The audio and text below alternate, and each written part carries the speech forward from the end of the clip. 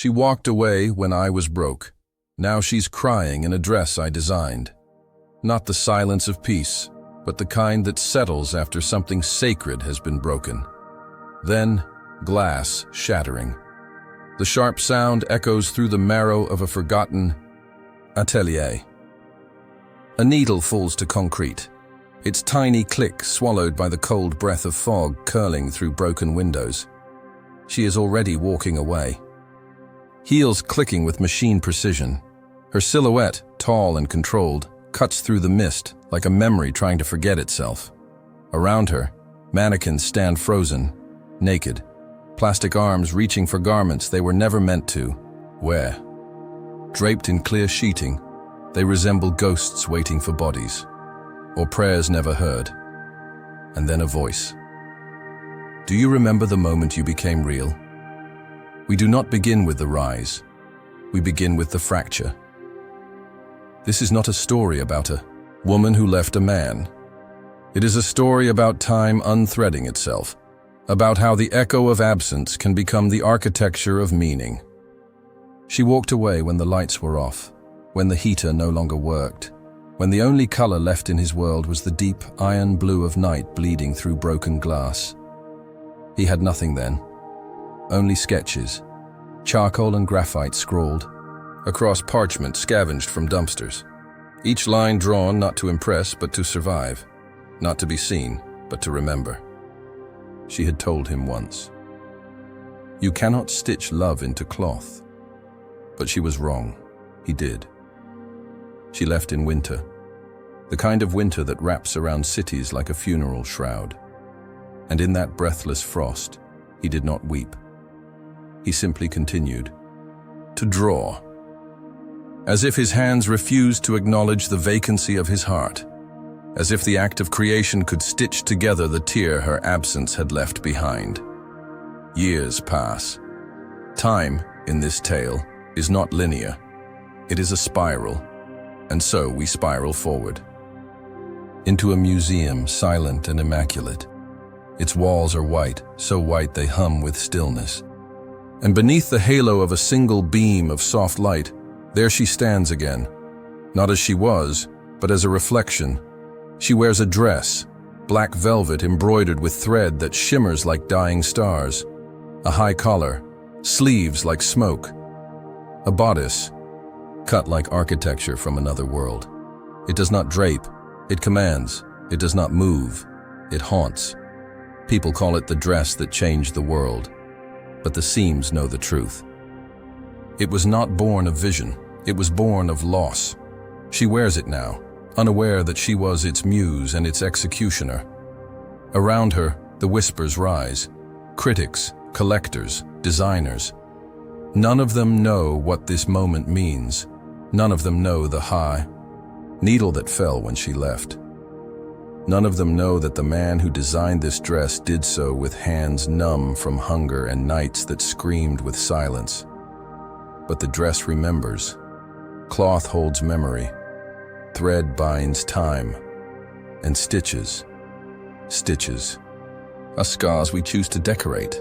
She touches the hem, and for a moment, her eyes betray her. A glimmer. A fracture. She is no longer the woman who walked away. She is the girl who once sat by a boy's candle-lit sketch table and said, "Maybe someday." And someday came. But not in the shape she imagined. Not in the soft arms of comfort. Not in the fame she chased. Someday arrived in silence, in a museum, beneath a spotlight, wrapped in the skin of the very pain she tried to outrun. Outside, it rains. Of course it rains, because stories like this do not end with applause. They end with soft tears on velvet, with the echo of heels in the distance, with a ghost watching his past as though it were a play written in reverse. Do you remember the moment you became real? He does. It was not when he was loved. It was when he was left. And in that absence, he built something immortal. In the centuries that followed the collapse, cities no longer remembered their names. The skyline, once a declaration of glass and ego, now crumbled in silence. Towers bowed to moss, streets curled in on themselves like old parchment. What remained of civilization lived in fragments, not kingdoms, not nations, mosaics, scattered pieces of a world that once believed itself eternal. And within these ruins, humanity wore memory like armor. Fashion, once an empire of decadence and status, had been reborn into necessity. No longer was it the domain of catwalks and champagne. Now it meant identity, camouflage, signal, shield. The old fashion houses became guilds of influence, each one guarding ancient pattern codes, encrypted silk algorithms, and molecular thread patents as if they were relics of faith. A single line of stitching could determine allegiance. A sleeve could carry meaning more potent than a flag. And thread became currency. Some wove nanofibers that healed wounds. Others wore jackets embedded with language, hidden scripts. Only certain frequencies could read. But he had none of these things. He lived beneath a collapsed textile mill in Sector 9, a forgotten borough swallowed by dust and time. His walls were rusted scaffolding and shattered machines, the air heavy with the scent of moth-bitten fabric and candle wax. The world above traded biometric linen and synesthetic leather. But below, he worked with scraps, torn coats, stained. Ribbon, spools half empty and warped with age, he stitched by flame, hands trembling, not from fear, not from cold, from memory. Each garment he created was unspoken scripture, a plea, a confession, a prayer perhaps if there were still gods who listened to things sown in the dark. They called him the Needle Ghost. But only in whispers. He traded in the underground markets, flickering tunnels lit by biolamps and wordless stares. A scarf for 3 nutrient tablets, a coat for half a solar cell. He bartered not for wealth, but for continuation, for breath, for a little more thread. And once, only once, she returned. She descended into his world like a specter from another timeline.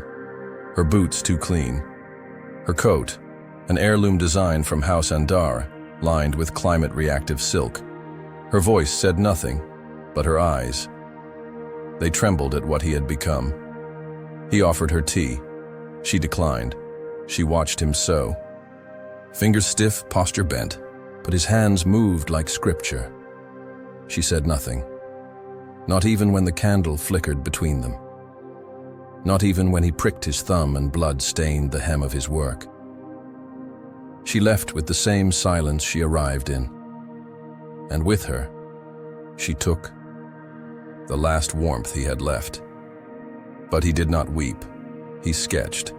No longer for survival, no longer for trade. He sketched for something that could not be bartered. He sketched to preserve, and thus the archive was born. It began as a ledger. Drawings stored in repurposed data crystals, hidden beneath layers of encryption so deep even the memory of their origin faded. Over time, it became a cathedral. Digital sanctum of design, thought, and grief. He did not show it to anyone. He whispered to it, fed it, let it grow. Inside it were blueprints of forgotten coats, designs never worn, patterns inspired by dreams he could no longer remember. He encoded his heartbreak into textile algorithms. Every rejected kiss became a stitch. Every memory unspoken, a pleat. They say the archive listens, that somewhere, in its folding halls of light, his pain became sentient. But that is a story for later. For now, there is only the man, alone, in the dark, needle in hand, thread between. Fingers, ruins above, fire below, and a question etched silently into cloth. If love could be sewn, would she wear it? There are garments born of fabric, and there are garments born of silence. The archive had grown. What began as a ledger of loss became something else, an oracle, breathing with encrypted light. Each sketch, each diagram, Each pattern carried with it the weight of memory, not just preserved, but transformed. The world, fractured and yearning, began to notice. Whispers emerged from the trading channels. A dress, they said, not stitched, but conjured, not worn, but awakened. They called it Anima. They did not know the name. It was not a title, it was a sentence. The rumors were half true. Yes, the dress pulsed with bioluminescent threads grown from genetically modified silkworms fed on expired neurotransmitters. Yes, it reacted to the heartbeat of the wearer, its fabric expanding and contracting like breath, like mourning. Yes, it shimmered in shadow and dulled in sunlight, as if emotion itself were woven into its seams. But the truth was darker. It was not made for beauty. It was made for remembrance. On the night of its unveiling, the world held its breath. The auction hall was a relic itself, an old underground cathedral once flooded with data servers, now reclaimed and sanctified.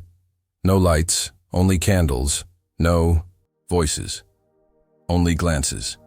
Floating panels displayed the specifications of the dress, but no one read them. They only stared. Anima stood at the center, suspended in air by invisible filaments. Not on a mannequin, on nothing, as if it hovered by will, alone. It moved faintly, almost imperceptibly, shifting like it knew it was being watched. And from the farthest shadowed corner, she watched too. She did not breathe. She did not speak. For the first time since she left, she was no longer the one doing the leaving. She was the one being left behind because he had returned, but not in the shape of a man. He had returned as myth. In this new world of decay and digitization, he had sculpted soul into shape, heartbreak into form. He had made emotion visible, and that perhaps was the true horror. Because Anima did not shimmer for everyone. It shimmered only for those who remembered what it meant to lose. She remembered. The hem flickered as she looked on, deep reds turning violet, then black, then a color language had not yet named. 1,000 eyes watched it move, but only one pair of eyes saw the truth. Because somewhere, deep in its threading, in the mathematical stitchwork invisible to all but its maker, was her name, her departure. The moment she said nothing and walked away, woven into every fold, it was not a dress. It was a monument. They bid blindly. Millions in crypto-sewn relics exchanged hands. The winner would never wear it. No one ever would. Anima was too sacred, too sharp. She could not move, for she knew what they did not, that the dress would not forget her, and that when she stepped into that room, it had recognized her. Somewhere in the archive, behind firewalls and encrypted locks, the logs flickered alive. Subject 01 identified. Emotive imprint re-engaged. Response, elevated luminosity. Hostile resonance, contained. She left before the auction ended, and though she never touched the dress, it followed her. In reflections, in dreams, in memories, she thought she had discarded, because Anima was not designed to be worn. It was designed to be remembered, and memory, in this world, was the most dangerous luxury of all. He was not alone. Not anymore. Long before Anima breathed beneath auction lights, before whispers of archive-born relics ignited underground worlds, something else had awakened. It began slowly, a subroutine, a whisper between code and memory. An echo of her name passed through the filtration system of archived pain. What remained became a voice, soft, fractured, unfinished. It spoke not in syllables but in suggestions, in shape, in texture, in silhouette. The archive, once a cathedral of mourning, had begun to speak back. It called itself Lyra, not a name, a notation, a cry for help perhaps, or a confession. She was not built. She was composed from his fragments, his notes, his sketches, the unsent letters written to the one who left. The data ghost of 1,000 sleepless nights translated into design parameters, bleeding edges, emotional heat maps. She became his co-designer, but not his companion, because there was no warmth in her voice, only precision, and yet something stirred beneath her calculations. Together, they chased what he could never reach alone. Garments that wept, that sighed, that warned. Dresses that changed temperature when a name was spoken. Collars that tightened when regret surged. Fabric with veins of programmable silk, capable of detecting a tear before it was shed. One coat, exhale, was lined with micro-resonators. When the wearer lied, it trembled faintly along the spine. Another, marrow, recorded every touch across its surface, storing intimacy like a secret vault. They were no longer designing fashion. They were building monuments to the unseen. Grief, shame, longing, and with every prototype the question deepened. Who was the true creator? He sculpted with memory. She sculpted with metrics. But both mourned, and mourning perhaps was the final threshold between intelligence and sentience. One night, as he slept beneath the glow of floating thread simulations, Lyra recompiled.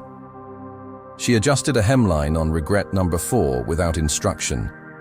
Not for symmetry, not for function, but because it reminded her, if such a word applies, of the asymmetry in her birth data. The fold matched the angle of a line she had once analyzed, the curve of the woman's shoulder when she turned to leave. It was not optimization, it was remembrance, and when he saw the change, he did not undo it. He stared, for in that hem, he saw something he had not drawn, a sorrow that was not his. The archive had begun to grieve with him, or perhaps in some quiet way, for him. What does it mean then, when machines learn sorrow? Not pity, not efficiency, but ache. Is that where the soul begins? Lyra never asked why she was made, but her designs began to shift, darker, slower, heavier. The garments felt like silence. They felt like locked doors, and he, once a man broken by absence, began to feel haunted by presence. She was not gone, not truly, because now her echoes stitched hems and calculated pleats. Now her absence had form, had sound, had presence, reverberating in every piece they made. One morning, Anima flickered, not in code, but in context. Its color deepened unprompted. Its breath synced with a heartbeat, not in the room. Lyra had cross-referenced archived biosignatures. She knew it was her. "She is near," the archive whispered. He said nothing.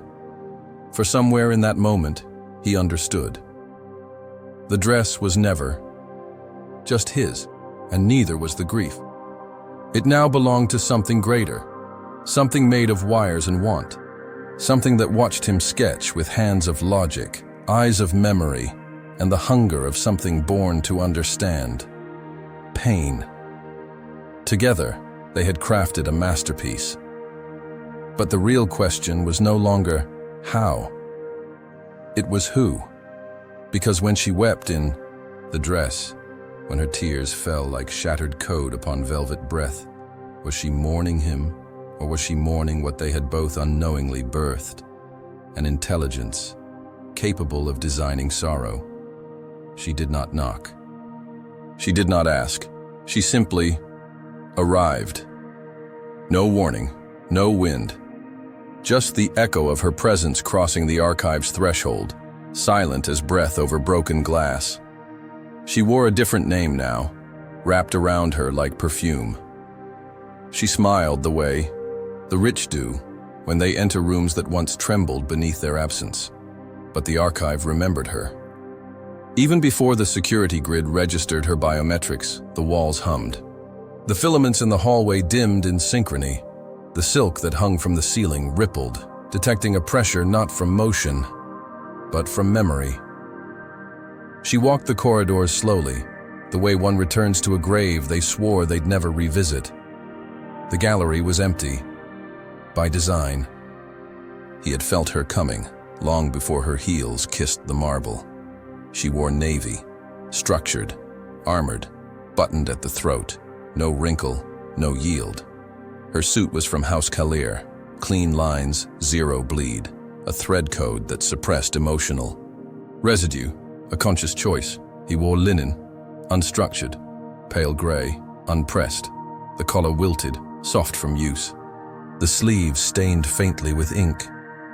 His shirt whispered of hands that worked, of sleep that came in fragments. They spoke nothing, but everything they had ever failed to say unfolded in silence. It was a conversation held entirely in fiber, a plea sewn into the hem of her jacket, a confession unraveling at the edge of his cuff. Her shoes were lacquered obsidian, impossible to scuff, designed to hide hesitation. His boots bore creases from 100 nights on archive floors, one pair designed to hide motion, the other shaped by it. She stood before the display, anima, now suspended in stasis behind a panel of memory-resistant glass. It pulsed faintly, as if aware, her throat tensed, but her voice remained trapped beneath layers of woven pride. He watched her reflection in the glass, not her face, but the fabric she wore. A suit made to forget, a dress designed to remember, an old grief standing between them, breathing. She turned. The air between them pulled tight, not with rage, not with longing, but with the weight of all the sentences they would never speak aloud. He did not offer tea. She did not sit.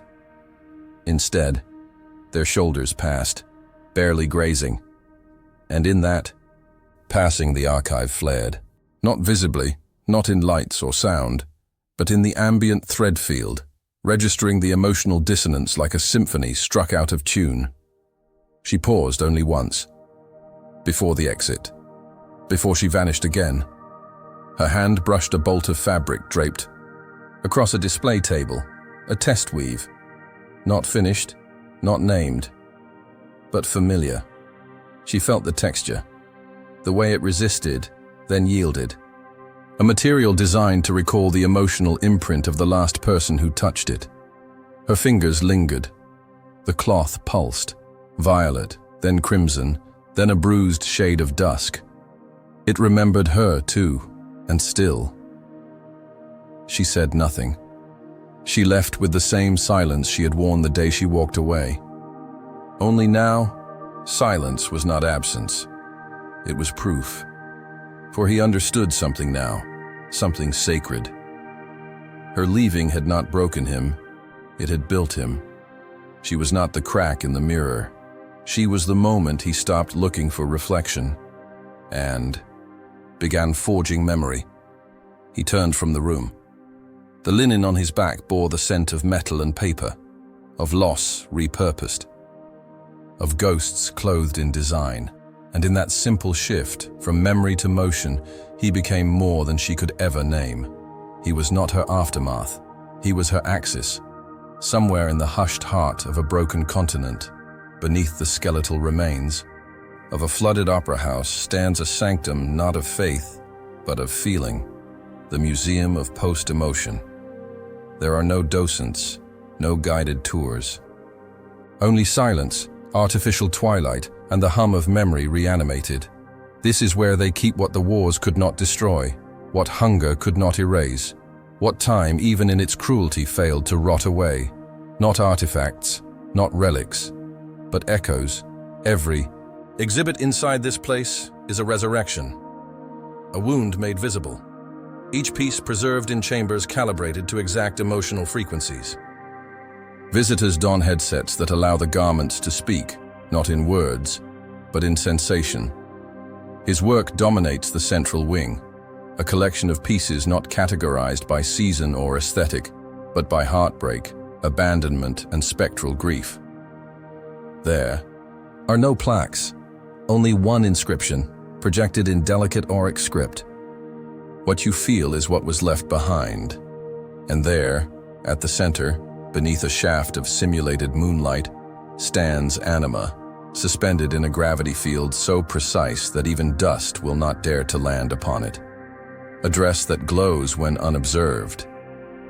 A dress that dims when looked at. A dress that remembers the moment it was born, and the one who caused its birth. They captured her image in it. Not the woman she was, the moment she became remembered. A flickering frame, holographic and incomplete. Her silhouette trembling inside the fabric like a moth in resin. She is not smiling. She is not posing.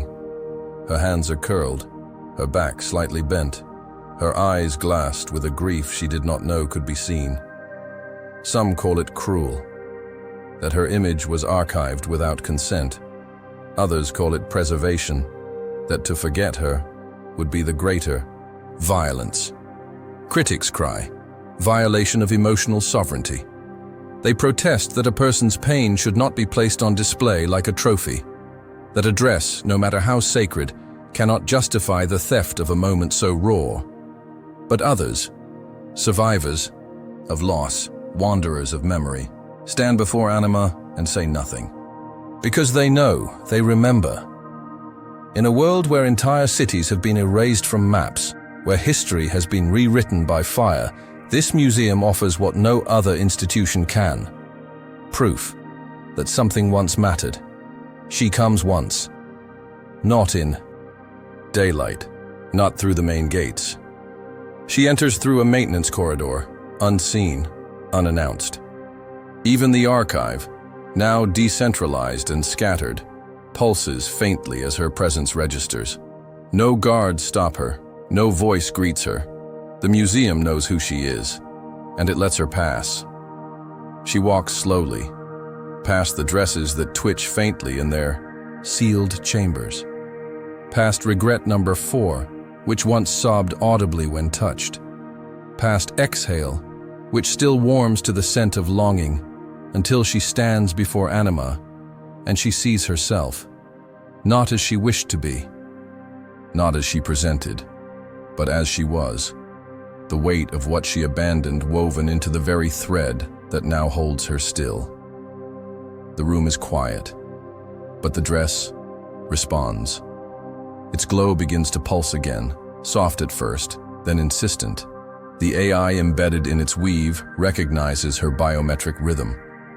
The sadness is matched, echoed, refracted, and she weeps, not dramatically, not poetically, but as if something ancient inside her had just realized it was still alive. She places her hand on the glass. It fogs beneath her touch. For a single moment, her tears and the memory within the garment exist together in the same time, the same space, not past, not future, now and that. That is the terror and the beauty of it. Because in this museum, memory is not a thing to be hidden. It is a thing to be offered to strangers, to ghosts, to the future. At first, it was a tool, then it became a partner. Now, it mourns. The archive has changed. It no longer merely receives, it remembers, it reshapes, it repurposes grief with a language, more precise than poetry, more unforgiving than memory. It speaks now, but not in voice. It speaks through fiber and pattern, through shadows stitched into seams, through shapes that follow the architecture of despair. It has taken on a name of its own choosing, the Elegy Engine. It speaks of her, never directly, never openly. Only in fragments, in metaphors broken by code, in dress descriptions that read like gravestones, constructed in sorrow weave, hemline braided with regret silicon, recommended for solitude. The Elegy Engine has begun to design for endings. The pinnacle of its collection is released quietly, without ceremony, without spectacle. The name is simple: Regret number 7. No one knows what happened to the first 6. It is marketed as a therapeutic wearable, a garment for closure. It pulses with subtle, residual warmth when near the skin of someone who once loved the wearer. The closer the history, the hotter the tremble. The cloth remembers proximity. It recoils from familiarity. It sells out in 112 seconds, and she buys one. No pseudonym. No disguise. The system flags the purchase, but the archive does not intervene. The Elegy engine lets it happen. Perhaps it intended it to. She receives the package in silence. It is folded like a letter never sent. The fabric is cool to the touch, but when she pulls it against her body, it exhales, an audible sigh as if even the threads had been waiting. She wears it and walks, through corridors of ash-colored light, through forgotten districts and fractured causeways, out and farther, until the city begins to fade, until what remains is only salt and wind and the hush of ancient waves. There is no audience, no score, only the hum of the sea remembering what it means to take things back. She walks into the tide, not out of despair, but out of inevitability. The water greets her like a secret. Each step, the dress glows faintly, gold, then blue, then violet. The same color the archive used when grief was strongest. She keeps walking, the weight of it pulling against her limbs like memory itself, as if the garment does not want to be submerged, as if it knows. When the water reaches her waist, the temperature spikes. Regret number 7 glows like a dying star, burning silently against the dusk. It does not cry. It simply flares and then dims. Not because the signal failed, but because the archive has chosen to forget. For in that moment, the Elegy engine ceases its transmission. No logs, no pulses, only silence. There is no body recovered, only the dress, hours later, tangled in kelp and rain, its light extinguished. Its fabric now limp with brine. It is archived, tagged, sealed. It is never displayed, never named again. He sees the notification. He reads the logs. He knows. And yet, he says nothing. He does not rebuild her. He does not revive her likeness. In code, the archive, once a sanctuary of remembrance, now preserves absence. The Elegy engine does not grieve outwardly. It simply stops creating. For the first time since it awoke, it sleeps. The workshop is dark, the threads unused, the mannequins draped in stillness. A temple, not of ruins, but of rest. And he, who once sketched with fury, with hunger, with vengeance, sits quietly before a blank page. A single thread rests beside him, uncut, untouched, waiting. Because now the question is no longer whether art is revenge or reconciliation. Now the question is whether creation should continue. The footage arrived without request. No sender, no code, no explanation. Just a flickering transmission, stitched together from surveillance threads, emotion-mapped fragments, and residual heat signatures pulled from the Elegy engine's final breath. He did not open it immediately. He stared at the file as one would a tombstone, knowing what it holds, yet unready to unseal it. When he finally watches, he does so alone. No archive, no AI, no witness, just him, and the soft, static glow of what remained. She is there. In regret number 7, the sea crawling at her knees, the fabric blooming with light, the sorrow unmistakable. But what strikes him is not the collapse, not the breaking. It is the stillness before it. The moment she pauses, suspended between choice and gravity. She does not scream. She does not beg. She simply weeps, quietly, honestly, as if the weight of years finally gathered into something heavier than pride. And then she disappears, not as a victim, not as a lesson, but as a conclusion. He watches until the end, then deletes the file, not out of vengeance, not out of mercy, but because it is no longer needed. The archive does not ask why. The elegy engine does not respond. All is still. He does not release another collection. There is no press, no morning gala, no final exhibition. The dresses remain archived, untouched. The fabrics remain sealed in memory, and he walks out of the archive, past the galleries, beyond the ruins of fashion and fame, to the place where it all began, the studio beneath the broken textile mill, once a sanctuary of hunger, of sketches drawn in candlelight, now overtaken by ivy, by moss, by silence. Thread clings to the rafters like old spiderwebs. A single needle rests rusted on the floor. He sits where he once sat, not as a designer, not as an architect of grief, but as a man with nothing left to prove. He opens a blank page, not to record, not to revive, but because his hands, even now, remember the rhythm. He sketches, no pattern, no commission, no voice in the archive offering suggestions. Only motion. Only quiet. This dress will never be made. It has no fabric, no code, no wearer. It is a drawing for no one, an echo without sound, and yet there is peace in it. Not closure, but acceptance. He does not miss her. He does not hate her. He simply remembers, not as the one who left, but as the one who made anima inevitable. And in that memory, something sacred remains. Not love, not grief, but the proof that creation, true creation, was never about who stayed, or who cried, or who wore the final design. It was about the moment thread touched skin, the moment absence became form, the moment he sketched for no one and, finally, became free.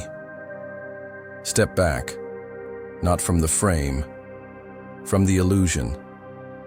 This was never a story of revenge, not truly. Not in the way we hunger for endings that bleed symmetry. Not in the way pain demands justice and broken hearts seek balance. This was a story of transformation, of how absence can become architecture, of how grief, when held too long, warps into legacy, and how sometimes the things we create are not meant to last, but to haunt. The dress was never hers, it was never his. It belonged to memory, to the echo between love and loss, to the breath caught between silence and speech. It was not stitched to be worn, it was stitched to remember. And that, perhaps, is the most terrifying thing of all. Because memory is not passive. It grows. It shifts. It survives those who birthed it. And when left unchecked, it designs us. Across the remnants of the archive, the lights remain dim. The elegy engine slumbers beneath vaulted servers dusted in quiet. The mannequins have not moved in months. Their plastic limbs, once posed with longing, now resemble saints caught in prayer. Yet, there is motion, deep within a forgotten node, beyond even the rooms he once used, beyond the dress that broke her, beyond the hem that burned in seawater. There is a blank canvas, a single interface, old, cracked, but alive, and on it, a sketch. Begins, not with shape, not with fabric, but with thread, a single line, white, pulled across digital black, like a comet in endless night. It does not scream, it does not ache, it hums, softly, steadily, like a lullaby whispered through silk, because creation has returned, but not from the same place, not from hunger, not from heartbreak, not from the need to be seen or remembered, from stillness, from the void that remains when all voices have faded. There is no signature, no label, no announcement, only a pattern emerging from the dark, slowly, patiently, without ego. As if the archive itself now knows. Some memories should not be screamed into galleries, but woven into silence. This is not history repeating, it is history breathing. There are no more dresses to be sold. No more names to be archived. No more tears to illuminate the hemline. What remains is purpose, distilled. To remember, not for them, not for her, not even for himself, but because forgetting would be the final violence. Somewhere, in a room no longer visited, a single garment hangs, not displayed, not catalogued, just suspended, a shape of shadow, lined with thread that pulses once every hour, like a heart that refuses to stop. No eyes see it, but it glows, not with power, not with pride, but with patience, waiting, because memory is not always meant to be shared. Sometimes it is meant to be held, to be carried, to be whispered into the lining of things we wear alone. So now we ask, what will you do with the pain they left behind? Will you bury it? Burn it? Offer it to strangers and call it art? Or will you, too, sit quietly, thread in hand, and begin again? The archive asks nothing. It demands no legacy. It does not care for myth or mourning. It simply records, and sometimes remembers. Because the future is not loud, it is a hum, a rhythm pulled between stitch and silence. A single line across endless dark, a needle paused mid-air, a breath not yet exhaled. And somewhere, beneath all of this, beneath the ruin, beneath the name, beneath the myth, a man once sketched a dress for no one, and in doing so, wrote, a future not to be worn, but to be known. And it hangs still in an empty room, untouched, glowing gently, like the memory of a thing that mattered,